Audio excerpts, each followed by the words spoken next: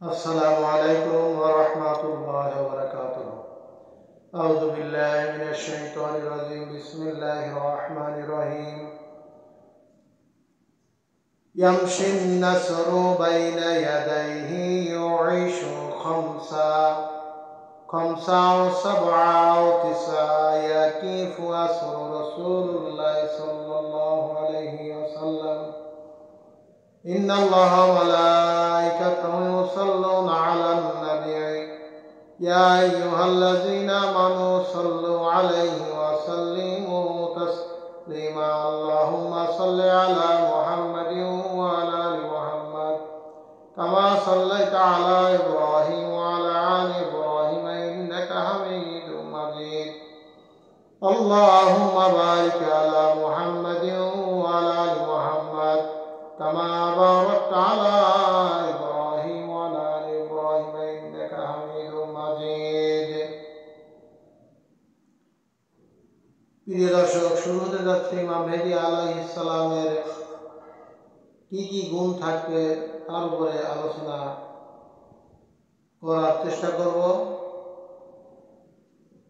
জগৎ বিখ্যাত আলেম বসিরহাটের আল্লামা রুহুল আমিন রহমাতুল্লাহের লিখিত কিতাব কাদিয়ানী রদ থেকে ইনশাআল্লাহ আলোচনা করার চেষ্টা করব। হুজুর এখানে উল্লেখ করেছেন, মহান আল্লাহ তাআলার সাহায্যে সত্যিকারের ইমাম মেহেদী অগ্রগামী হইবে।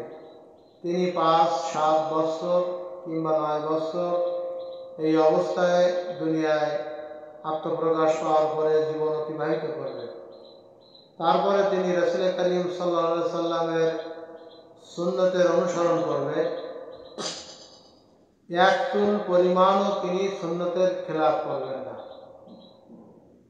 তারপরে কি থাকবে, তার মধ্যে কি গুণ থাকবে? লা ইউখাত্তিউ লাহু মালাকুন ইউসাদ্দিদুহু মিন হাইসু লা ইয়ারাহু মিলুল কুল্লা ওয়া ইউকাইয়ু দাঈফা ফিল হক। এবং ইমাম মেহেদী আলাইহিস সালামের সাথে একজন ফেরেশতা থাকবে অদৃশ্যভাবে, যে ফেরেশতা তাহাকে সবসময় সত্যর পথে পরিচালিত করবেন এবং মিথ্যার পথ থেকে তাকে হেফাজত করবেন। সুবহানাল্লাহ।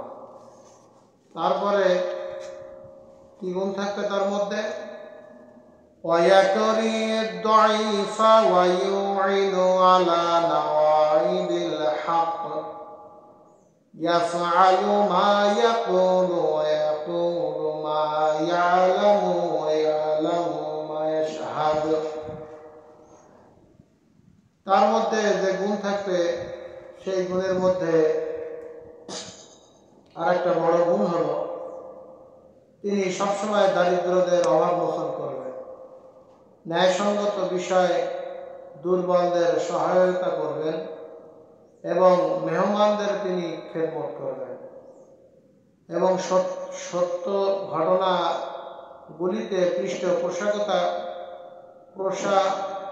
করবেন এবং যাহা বলবেন তাহাই তিনি করবেন এবং যাহা অবগত হবেন তাহাই তিনি বলবেন। অতএব ইমাম মাহদী আলাইহিস সালাম তিনি কাশফ কর্তৃক অবগত হইবেন আল্লাহর পক্ষ থেকে।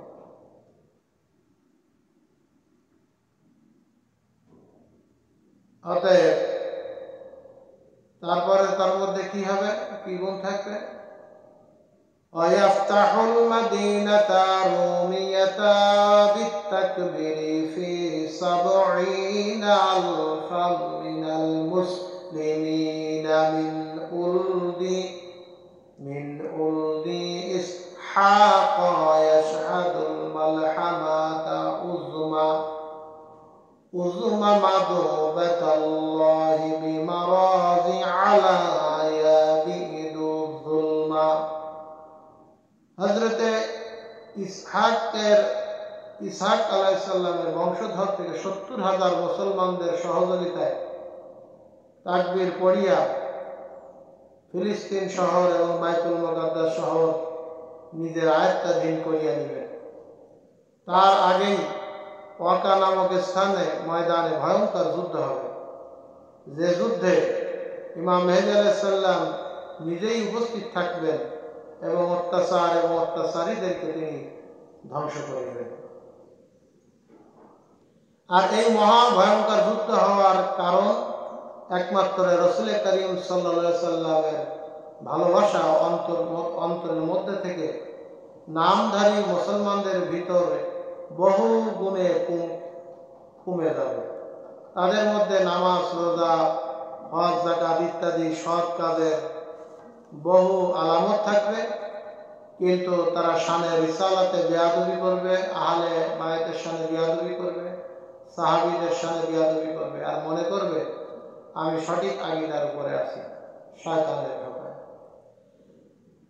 কেননা এই মহাযুদ্ধের একমাত্র কারণ রাসূল করিম সাল্লাল্লাহু আলাইহি সাল্লামের ভালোবাসা। এর কারণ কি?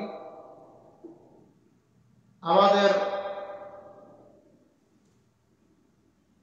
অতএব এই বিষয়ের উপরে আলোচনা করার চেষ্টা করব। আপনারা দেখার চেষ্টা করবেন ইমাম মেহেদী আলাইহিস সালামের গুণাগুণ সম্পর্কে। আল্লাহ রাব্বুল আলামিন আমাদেরকে আরো সহিভাবে সহি আকীদা সম্পূর্ণ কিতাব থেকে জানার তৌফিক দিক। যুগে যুগে পথভ্রষ্ট মানুষ নিজেকে ইমাম মাহদী বলে দাবি করবে, আর যারা মূর্খ শ্রেণীর মানুষ, যাদের কোরআন হাদিসের জ্ঞান নাই, তারাই যদি আল্লাহর রহমত না থাকে তারাই পথভ্রষ্ট হয়ে যাবে। এই জন্যে আমাদেরকে ভালো করে জানতে হবে ইমাম মেহেদী আলাইহিস সালামের গুণাগুণ সম্পর্কে। আল্লাহ রাব্বুল আলামিন আমাদেরকে ভালো মতো জানার এবং বোঝার তৌফিক দিন। আজকের মতো আমরা এখানেই আলোচনা শেষ করছি, এবং আমার এই আলোচনাকে যদি আপনাদের ভালো লেগে থাকে তাহলে বেশি বেশি করে শেয়ার করবেন।